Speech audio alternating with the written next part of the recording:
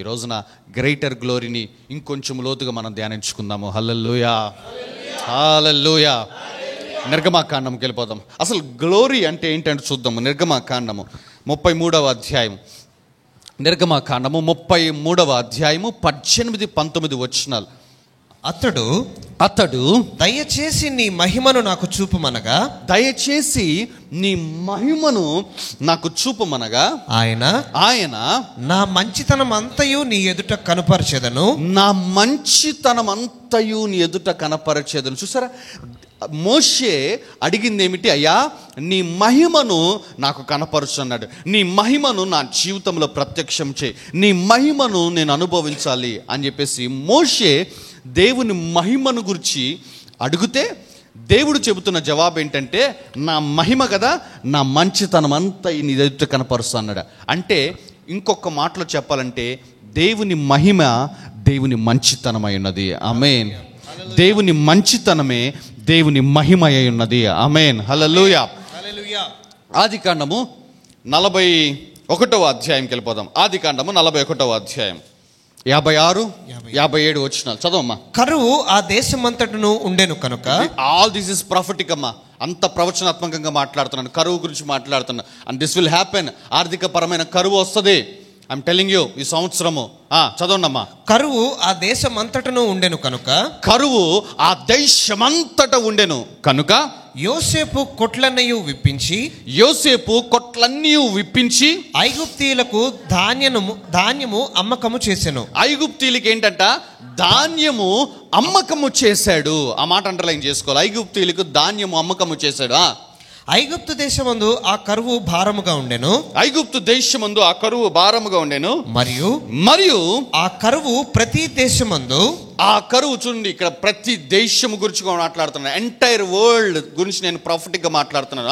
ఆ కరువు ప్రతి దేశమందును భారమైనందున సమస్త దేశస్థులు యోసేపునొద్ద ధాన్యము కొనుటకు ఐగుప్తునకు వచ్చిరి. చూసారా, అసలు యోసేపును చూడండి, దేవుడు ఎట్లా ఆశీర్వదించాడు చూడమ్మా.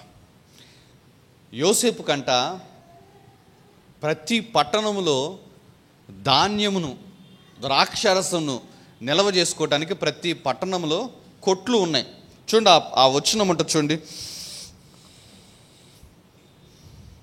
48వ వచనం చదవండమ్మా. ఐగుప్తు దేశమందున్న 7 సంవత్సరముల ఆహారమంతయు, ఐగుప్తు దేశమందున్న 7 సంవత్సరముల ఆహారమంతయు అతడు సమకూర్చి ఆయా పట్టణములలో దానిని నిలువ చేసెను. ఏ పట్టణము చుట్టూ నుండి పొలము యొక్క ధాన్యము ఆ పట్టణమందే నిలువ చేసెను. ఆ పట్టణమందే ఏం చేశాడంట? నిలువ చేశాడంట. చూడండి, ఇక్కడ 56-57 వచనాలలో కరువు గురించి మాట్లాడుతున్నాడు.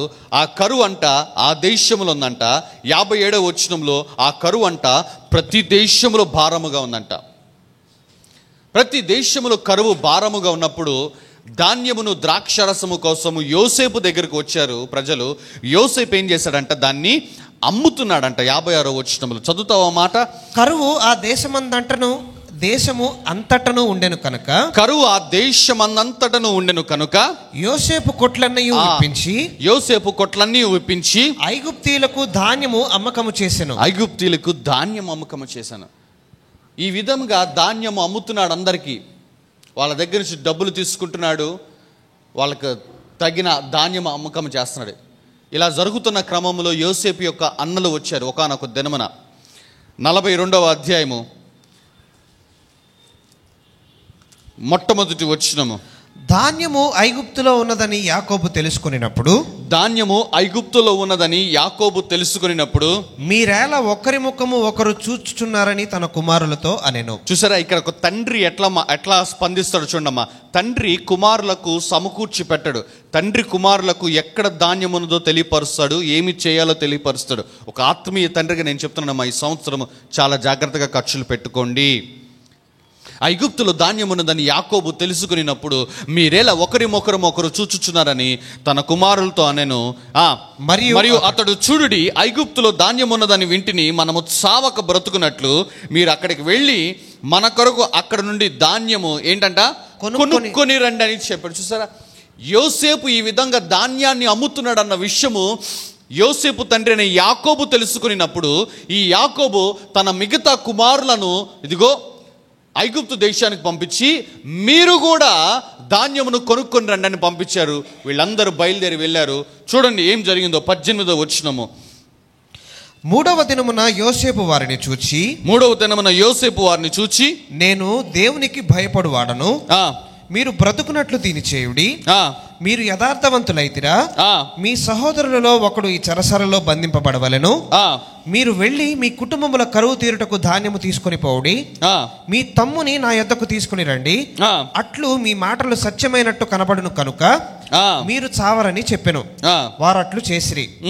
అప్పుడు వారు, నిశ్చయముగా మన సహోదరుని ఎడల మనము చేసిన అపరాధమునకు శిక్ష పొందుచున్నాము, అతడు మనలను బతిమాలు కొనినప్పుడు మనము అతని వేదన చూచి వినకపోతిమి, అందువలన ఈ వేదన మనకు వచ్చినని ఒకనితో ఒకడు మాట్లాడుకుని. చూసారా, వీళ్ళు యోసేపు దగ్గరికి వెళ్ళినప్పుడు వీరిని 3 దినములు బంధించేసాడు చెరసాలలో. ఆ బంధించి మరలా విడుదల చేసి ఏమన్నాడంటే, మీలో ఒకడు ఈ చెరసాలలో ఇంకా బంధించబడి ఉండాలి, మిగతా వారంతా వెళ్ళి యోసేపుకి ఇంకొక తమ్ముడు ఉన్నాడు, ఆ తమ్ముడిని తీసుకొని రండి, మీరు ఆ తమ్ముడిని తీసుకుని వచ్చేంత వరకు మీలో ఒకడు ఇక్కడ బంధించబడి ఉంటాడు అనగానే అన్నలందరూ మాట్లాడుకుంటున్నారు, యోసేపుకి మనం చేసిన దానికి మనము ప్రతిఫలం అనుభవిస్తున్నాము, మనము సిన్ కాన్సిక్వెన్సెస్, పాప పర్యవసానాలను అనుభవిస్తున్నామని చెప్పేసి ఒకరితో ఒకరు చెప్పుకొని బాధపడుతూ ఉన్నారు. తర్వాత చదవమ్మా. అందువలన ఈ వేదన మనకు వచ్చునని ఒకరితో ఒకడు మాట్లాడుకుని, మరియు రూబేను, ఈ చిన్నవాని ఎడల పాపము చేయకూడని నేను మీతో చెప్పలేదా, అయినను మీరు వినరైతిరి కనుక అతని రక్తాపరాధము మన మీద మోపబడుచున్నదని వారికి ఉత్తరం ఇచ్చెను. అయితే ద్విభాషి వారి మధ్య నుండెను కనుక తన మాట యోసేపు గ్రహించనని వారు తెలుసుకొనలేదు. అతడు వారి యొద్ద నుండి అవతలకు పోయి ఏడ్చి మరలా వారి యొద్దకు వచ్చి వారితో మాట్లాడి వారిలో షిమ్యోనును పట్టుకొని వారి కన్నుల ఎదుట అతని బంధించెను. మరియు యోసేపు వారి గోనెలను ధాన్యముతో నింపుటకును, జాగ్రత్త చదవండి ఇక్కడ నుంచి, మరియు యోసేపు వారి గోనెలను ధాన్యముతో నింపుటకును, ఎవరి రూకలు వారి గోనెలోనే తిరిగి ఉంచుటకును, ప్రయాణము కొరకు భోజన పదార్థములు వారికిచ్చుటకును, ఇంకా భోజన పదార్థములు వారికిచ్చుటకును ఆజ్ఞ ఇచ్చెను. అతడు వారి ఎడల ఇట్లు జరిగించెను. చూసారా వాట్ హ్యాపెండ్ ఏమిటంటే, మిగతా దేశముల ప్రజలందరికీ ధాన్యమును అమ్మిన యోసేపు తన అన్నల దగ్గరికి వచ్చేదలికే వారి యొద్ద ధాన్యము తీసుకోవాల, ఎవరి రూకలు వారికి ఇచ్చేశారు. కానీ వీరు యోసేపు పట్ల వ్యవహరించిన విధానం ఏమిటి, చాలా దారుణమైన. యోసేపును చంపేశారు దాదాపు. అటువంటి ఒక భయంకరమైన క్రియ, అతని హత్యకు కారణము అవ్వాలని చెప్పేసి ఆలోచించారు. ఇంతలో రూబేను వస్తే ఇదిగో ఆ రూబేను మాటని వేసేసి వేరే దేశానికి బానిసగా అమ్మేస్తారు. వాళ్ళ దృష్టిలో యోసేపు బతుకున్నాడో లేదో తెలీదు. వీళ్ళ వలన యోసేపు ఐగుప్తు దేశంలోకి వచ్చి పడరాని పాటలు పడ్డాడమ్మా. రేప్ కేసు అతని మీద పడింది. భయంకరంగా బానిసగా అతడు చిత్రీకరించబడ్డాడు. దారుణమైన పరిస్థితుల గుండా యోసేపు ఐగుప్తు దేశంలో ప్రయాణము చేశాడమ్మా. కానీ అవి ఏమీ అతడు జ్ఞాపకము చేసుకోకుండా, అవి ఏమీ అతడు తన మనసులో ఉంచుకోకుండా, తన అన్నలు కరువు వలన బాధించబడుతున్నారు అనగానే వారికి ధాన్యం ఇవ్వటమే కాదు, ఆ ధాన్యం ఎట్లాగిచ్చాడంటే ఉచితముగా వారికి అనుగ్రహించాడు. ఉచితముగా వారికి ధాన్యమును అనుగ్రహించి తన మంచితనాన్ని తన అన్నల ఎడల కనపరిచాడు. ఒక మనిషే తన అన్నల ఎదుట తన సహోదరుల కొరకు ఆ విధంగా తన మంచితనాన్ని కనపరిస్తే దేవుడు అన్నాడు, నా మంచితనం అంతయు ఈ సంవత్సరము మీకు కనపరుస్తానన్నాడు. ఇంకా ఆయన ఎటువంటి కార్యాలు చేస్తాడు మీ జీవితంలో అర్థం చేసుకోండమ్మా. హల్లెలూయా. చూడండి, ఆ తర్వాత వచ్చిన చదవమ్మా. 26వ వచనము. వారు తాము కొనిన ధాన్యమును తమ గాడిదల మీద ఎక్కించుకొని అక్కడ నుండి వెళ్ళిపోయి, వాళ్ళు అనుకున్నారు ధాన్యము కొనుక్కున్నాం అనుకున్నారు. అయితే వారు దిగిన చోట ఒకడు తన గాడిదకు మేత పెట్టుటకై తన గోనె విప్పినప్పుడు, తన గోనె విప్పినప్పుడు అతని రూకలు కనబడెను. అతని రూకలు కనబడెను. అవి అతని గోనె మూతిలోనే ఉండెను. అప్పుడు అతడు, నా రూకలు తిరిగి ఇచ్చివేసినారు, నా రూకలు తిరిగి ఇచ్చివేశారు. ఇదిగో ఇవి నా గోనెలోనే ఉన్నవని తన సహోదరులతో చెప్పెను. అంతటా వారు గుండె చెదరిపోయిన వారై జడిసి, ఇదేమిటి, దేవుడు మనకి ఇట్లు చేసినని ఒకరితో ఒకడు చెప్పుకుని. దిస్ ఇస్ వాట్ అమ్మా, దేవుడు మనకి ఇట్లు చేసినని ఒకరితో ఒకరు. మిగతా వాళ్ళందరూ డబ్బులిచ్చి కరువులో ధాన్యము కొనుక్కున్నారు. కానీ దేవుడు వారికి ఎట్లు చేశాడంటే వారి యొక్క సహోదరుడు ద్వారా వారికి ధాన్యాన్ని ఉచితముగా అనుగ్రహించాడు. పైపెచ్చు భోజన పదార్థాలు కూడా ఇచ్చి పంపించాడు. చూసారా, పాత నిబంధనలలో ఉన్న వారి పట్ల దేవుడు తన మంచితనాన్ని ఎట్లా కనపరుస్తున్నాడు చూడమ్మా.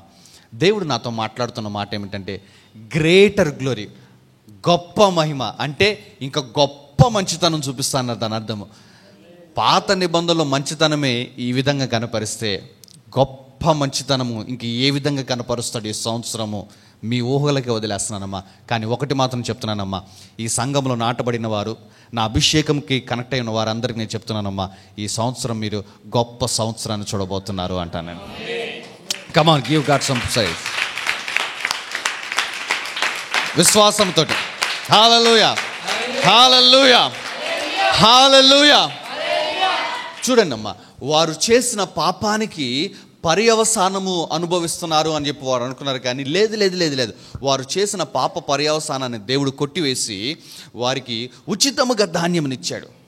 నేను చెప్తున్నానమ్మా, ఎంత బాధ పెట్టామో దేవుణ్ణి మనము, ఎంత క్షోభ పెట్టామో తెలిసి చేసిన పాపాల ద్వారా కానీ తెలియక చేసిన పాపాల ద్వారా కానీ దేవుణ్ణి గడిచిన సంవత్సరాలలో గడిచిన దినములలో ఎంతో బాధ పెట్టుంటామా. కానీ మన దేవుడు మంచి దేవుడు. నీ పాపములన్నిటినీ కొట్టివేసి నీ పాపములన్నిటిని మర్చిపోయి ఇదిగో నీకు ఈ సంవత్సరము తన మంచితనాన్ని కనపరచబోతున్నాడు. హల్లెలూయా, హల్లెలూయా. ఇటువంటి ఒక మంచి దేవుణ్ణి మనము కలిగి ఉన్నామమ్మ ఈ సంవత్సరము. ఇంకా ఎవరైనా బాప్టిజం తీసుకోకుండా, ఇంకా ఎవరైనా యేసుక్రీస్తుకి ఇంత మంచి దేవుడికి మీ జీవితాలను అప్పగించుకోకుండా ఉన్నట్లయితే బాప్తిజానికి మీరు సిద్ధపడండి అమ్మా, రక్షణ పొందండి. ఇదిగో ఇంత మంచి దేవుడు ఇంత మంచి చేస్తా అంటున్నాడు. ఆ మంచి కార్యాన్ని ఎందుకు పోగొట్టుకుంటాం? దినములు మంచివి కావమ్మా. అండ్ రెండవది, ఈ సంవత్సరము దేవుడు ఇంకేమి చేయబోతున్నాడు అంటే మీలో నుంచి దేవుడు దాచి ఉంచిన ఆ యొక్క ఆత్మ ప్రవాహాన్ని దేవుడు బయటికి తీసుకొని రాబోతున్నాడు. గ్రేటర్ గ్లోరీలో రెండవ ఆశీర్వాదం కూడా నేను మాట్లాడుతున్నామా. మొదటిది తన మంచితనాన్ని చూపిస్తాడు. రెండవది మీలో నుంచి దేవుడు దాచి ఉంచిన, ఇప్పటి వరకు మాలో ఏం పెట్టాడు బ్రదర్ దేవుడు, మాలో ఏముంది బ్రదర్ దేవుడు అంటే ఈ సంవత్సరం చూడబోతున్నారంట. నేనైతే యెహెజ్కేలుని దేవుని మందిరంలోనికి తీసుకుని వెళ్ళాడు. యెహెజ్కేలు గ్రంథము 47వ అధ్యాయం చదవనమ్మా. యెహెజ్కేలు గ్రంథము 47వ అధ్యాయం మొట్టమొదటి వచనం చదవనమ్మా. మందిరము గుమ్మమునకు నన్ను తోడుకొని వచ్చెను. మందిరము తూర్పు ముఖముగా ఉండెను. నేను చూడగా మందిరపు గడప క్రింద నుండి నీళ్లు ఉబికి తూర్పుగా పారుచుండెను. ఆ నీళ్లు బలిపీఠమునకు దక్షిణముగా మందిరపు కుడి ప్రక్కను క్రింద నుండి పారుచుండెను. చూసారా, దేవుడు ఒకానొక దినమున యెహెజ్కేలు తీసుకుని వెళ్ళాడు, మందిరానికి తీసుకుని వెళ్ళి ఒక దర్శనము చూపిస్తున్నాడు. ఏమిటంటే మందిరములో నుంచి ఇదిగో ఒక నది ప్రవహిస్తుంది. ఈ నది మామూలు నది కాదమ్మా. ఈ నదికున్న విశిష్టత ఏమిటంటే 8వ వచనం నుంచి చదువుదాం. అప్పుడు ఆయన నాతో ఇట్లా, నేను ఈ నీళ్లు ఉబికి తూర్పుగానున్న ప్రదేశమునకు పారి అరబాలోనికి దిగి సముద్రములో పడును. అప్పుడు సముద్రపు నీళ్లు మంచి నీళ్లగును. ఈ నీళ్ల యొక్క శక్తి ఏమిటంటే సముద్రపు నీరు ఏమిటంట, మంచి నీరు అవుతుందంట. నంబర్ 1, వడిగా పారు ఈ నది వచ్చు చోట్ల నెల్ల జలచరములన్నీ బ్రతుకును. ఈ నీళ్లు అక్కడికి వచ్చుట వలన ఆ నీరు మంచినీళ్లగును కనుక చేపలు బహు విస్తారములగును. అబ్బా, విస్తారమైన ఆశీర్వాదమా. ఈ నది ఎక్కడికి పారునో అక్కడ సమస్తమును బ్రతుకును. అబ్బా, అక్కడ లైఫ్ ఉంటుందమ్మా. 3వ దీవెన, మరియు దాని యొద్ద ఎన్గేది పట్టణము మొదలుకొని ఎనెగ్లాయిము పట్టణము వరకును చేపలు పట్టువారు దాని ప్రక్కల నిలిచి వలలు వేయుదురు. మహాసముద్రములోనున్నట్లు సకల జాతి చేపలను దాని యందు బహు విస్తారముగా ఉండును. మరల బహు విస్తారమైన ఆశీర్వాదమా. అయితే ఆ సముద్రపు బురద స్థలములను ఊబి స్థలములను ఉప్పు గలవై ఉండి బాగు కాక ఉండును. నదీ తీరమున ఇరుప్రక్కల ఆహారమిచ్చు సకల జాతి వృక్షములు పెరుగును. వాటి ఆకులు వాడిపోవు, వాటి కాయలు ఎప్పటికీ రాలవు. ఈ నది నీరు పరిశుద్ధ స్థలములో నుండి పారుచున్నది కనుక ఆ చెట్లు నెలకు కాయలు కాయను, వాటి పండ్లు ఆహారమునకును వాటి ఆకులు ఔషధమునకును వినియోగించును. ఒక నది ప్రవహిస్తున్నట్టుగా దర్శనం చూపిస్తే బహుశా ఎహెజ్కేలు అనుకున్నాడేమో, బోల్డ్ నదులు చూశాను, యోర్దాను చూశాను, ఎర్ర సముద్రం చూశాను, అసలు నైలు నది చూశాను, యూఫ్రటీస్ నది చూశాను, ఇదే ఇంకొక నది చూపిస్తున్నాడు ఆయన అని అనుకుంటే మిగతా నదులు లాంటి నదులు కాదు. ఈ నది దాని యొక్క విశిష్టత చూడండి అమ్మా. ఈ నది సముద్రపు నీరును కూడా మంచినీరుగా చేస్తుంది, విస్తారమైన చేపలు ఉండేటట్టుగా చేస్తుంది. ఆ నది ఎక్కడికి వెళ్తుంది అక్కడ జీవం ఉండేటట్టుగా చేస్తుంది, బహు విస్తారమైన ఆశీర్వాదం ఉంటుంది. అసలు ఈ నదికి ఉన్న విశిష్టత ఏమిటంటే సంవత్సరానికి ఒక్కసారే వచ్చే కాపు నెలకి కాపు వచ్చేటట్టుగా చేసిందంట. చూసారా ఆ బ్లెస్సింగ్? చూసారా? ఎప్పుడైనా మీరు వ్యవసాయం చేసిన వాళ్ళు అయితే సంవత్సరానికి ఒకసారి వస్తుందమ్మా కాపు, నెలకు ఒక్కసారి వస్తుందా కాపు, సంవత్సరానికి ఒక్కసారి వస్తుంది కాపు. కానీ ఈ నది ప్రవహిస్తే నెల వచ్చేటట్టుగా చేస్తుందంట ఈ నది. అబ్బా! అండ్ ఈ నది గురించి మాట్లాడుతూ ఈ మందిరం గురించి మాట్లాడుతుంది. ఈ నది ఎక్కడి నుంచి వస్తుందంట?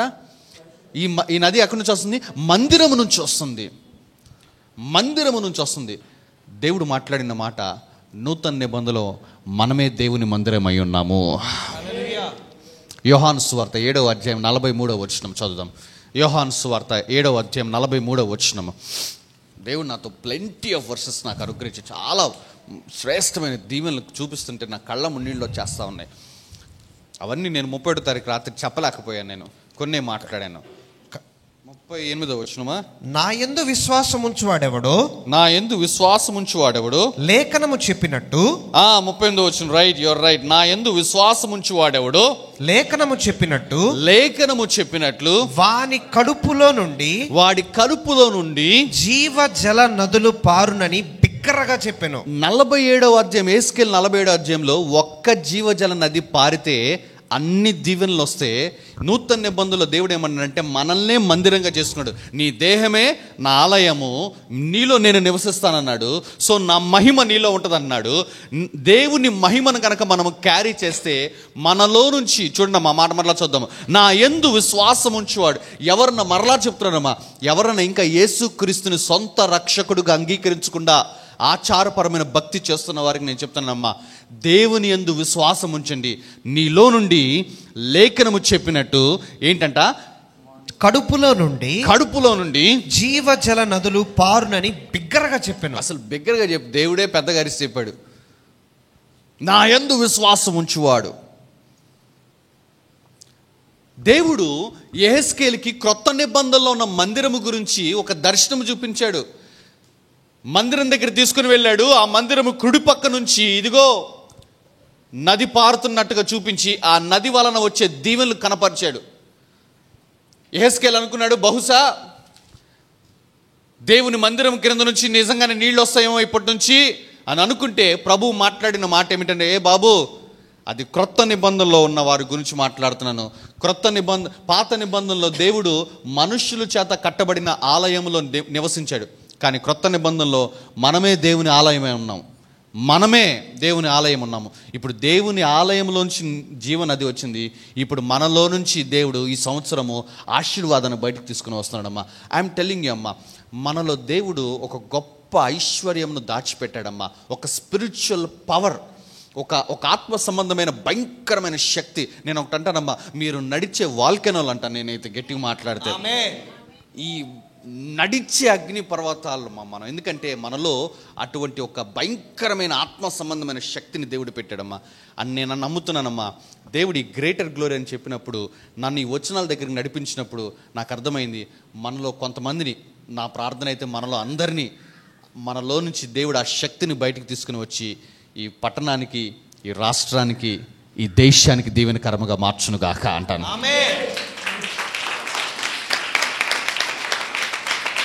Come on now, give God some praise. And I am prophesying right now. నేను ఇప్పుడు ప్రవచిస్తున్నాను. చరిత్రలో, తర్వాత రోజుల్లో, తర్వాత సంవత్సరాలలో ఈ గుంటూరు అభివృద్ధి చెందడానికి కారణమైన వారి యొక్క పేర్లు రాసినప్పుడు వారిలో ది రెస్టోరేషన్ సెంటర్ చర్చ్ వారి పేర్లు ఉండునుగాక. హల్లెలూయా.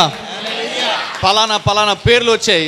ఈ పేర్ల యొక్క వివరము, ఈ పేర్ల యొక్క లోతుల్లోనికి డాక్యుమెంటరీకి వెళ్తే వీళ్ళు ది రెస్టోరేషన్ సెంటర్ చర్చ్కి అటెండ్ అయ్యేవారని తెలియాలి. ఆమేన్. నేను చెప్తున్నాను, మార్క్ మై వర్డ్స్ నేను చెప్తున్నాను. ఎందుకంటే వాగ్దానం చేసిన వాడు నమ్మదగిన వాడు అంట. నేను నా మాటలు నమ్మటం కాదు, వాగ్దానం చేసిన వాడు నమ్మదగిన వాడు. ఈ సంవత్సరం మీలో నుండి ఆ పవర్ని దేవుడు బయటికి తీసుకొని వస్తా అన్నాడు. చిన్నలని లేరు, పెద్దలని లేరు, వృద్ధులని లేరు, యవనస్తులని లేరు, స్త్రీలని లేరు, పురుషులని లేరమ్మా. ఏ భేదము లేదు, అందరినీ దేవుడు సమానంగా చూస్తున్నాడు. దెర్ ఇస్ సంథింగ్ దేవుడు మీలో పెట్టడం ఏదో ఒకటి. ఆ జీవనదిని ఈ సంవత్సరం దేవుడు బయటికి తీసుకొని రాబోతున్నాడు. నీకు నువ్వే దీవెనకరముగా లేని నీ జీవితాన్ని అనేకులకు దేవుడు దీవెనకరముగా ఈ సంవత్సరం చేయబోతున్నాడు.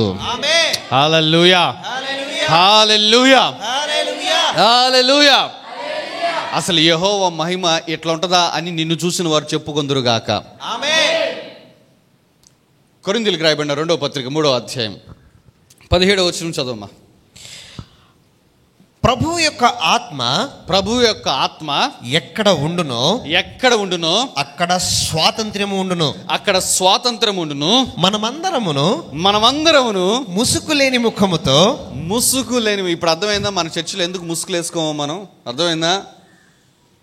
ఆ మధ్యలో ఎవరో కొంతకాలం క్రితం ఎవడు ముసుగులు వేసుకోవట్లేదు వాళ్ళ చర్చిలో అని చెప్పన్నారు. మేము వెయ్యాం, మనమందరము ముసుగు లేని ముఖాలతో ఉంటాం మందిరంలో.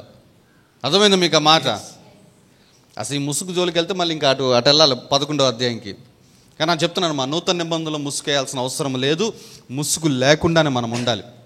మనమందరము ముసుగులేని ముఖముతో ప్రభు యొక్క మహిమను అద్దము వలె ప్రతిఫలింపచేయచ్చు. అద్దము వలె ఏం చేస్తామంట? ప్రతిఫలింపచేయచ్చు. మహిమ నుండి అధిక మహిమను పొందుచు ప్రభువగు ఆత్మ చేత ఆ పోలికగానే మార్చబడుచున్నాము. చూసారా, మనమందరము మహిమ నుండి అధిక మహిమ పొందుచు ప్రభువుకు ఆత్మ చేత. చూసారా, 31st నైట్ నేను మాట్లాడాను, మోర్ ఫెలోషిప్ గురించి మాట్లాడానమ్మా. ఐఎమ్ టెల్లింగ్ యూ అమ్మా, పోయిన సంవత్సరం మన మీద విడుదల చేయబడిన మహిమ అన్న మాట నుంచి ఈ సంవత్సరము అధిక మహిమ అన్న మాటకు వచ్చాము. ఐఎమ్ టెల్లింగ్ యూ అమ్మా, ఈ అధిక మహిమలోనికి మనం ఎలా అడుగు పెడతామో, ఈ అధిక మహిమలో మనల్ని మనం ఎలా నాటుకుంటామంటే by the help of the Holy Spirit, పరిశుద్ధాత్మ యొక్క సహాయము సహవాసం వలననే. ఐఎమ్ టెల్లింగ్ యూ అమ్మా, గడిచిన సంవత్సరాలలో ఎంత సమయము అన్య భాషల్లో ప్రార్థన చేయడానికి మీరు సమయం తీసుకున్నారో నాకు తెలియదు, కానీ ఈ సంవత్సరం మాత్రము ఇంకా అధిక సమయం తీసుకోండి అమ్మా అన్య భాషలో ప్రతిరోజు ప్రార్థన చేయడానికి. పోయిన సంవత్సరము రోజుకి 1 గంట అన్య భాషలో ప్రార్థన చేసావేమో, బట్ ఈ సంవత్సరము అధికము చేసుకోండి. నువ్వు కార్ డ్రైవ్ చేస్తా అన్య భాషలో ప్రార్థన చేసుకో, బండి నడుపుతూ అన్య భాషలో ప్రార్థన చేసుకో, వంట చేసుకుంటూ అన్య భాషలో ప్రార్థన చేసుకో, నిద్రపోతున్నప్పుడు అన్య భాషలో ప్రార్థన చేసుకుంటూ ఉండు. నీకు సమయం దొరికిందా ఆ సమయాన్ని వెంటనే నీ లోపల అన్య భాషలో ప్రార్థన చేసుకుంటూ ఉండు. ఎందుకంటే ఆ ఆత్మ చేత మహిమ నుండి అధిక మహిమను మనం పొందుకుంటామంట. అర్థమవుతుందా మీకు ఆ మాట? ఆ ఆత్మ చేత the Holy Spirit will help us. ఈ సంవత్సరము మనకి పరిశుద్ధాత్మ దేవుడి యొక్క సహాయము కావాలి అంటే పరిశుద్ధాత్మతో సహవాసం ఉండాల్సిందే. మనకి పరిశుద్ధాత్మలో సహవాసం ఉండాలి అంటే అన్య భాషల ప్రార్థన తప్ప వేరే గత్యంతరం లేదు మనకి. హోలీ స్పిరిట్తో పరిశుద్ధాత్మతో సహవాసం అంటే, ప్రభా యేసయ్యా నీకు వందనాలు ప్రభా, నాకు అది తీసే ప్రభా, ఇది తీసే ప్రభా అని నువ్వు రెగ్యులర్గా చేసే విజ్ఞాపన ప్రార్థన పరిశుద్ధాత్మ సహవాసం ఒకటి కాదు. నీ ప్రార్థన ప్రభుతో నీ సహవాసం ఒకటి కాదమ్మా.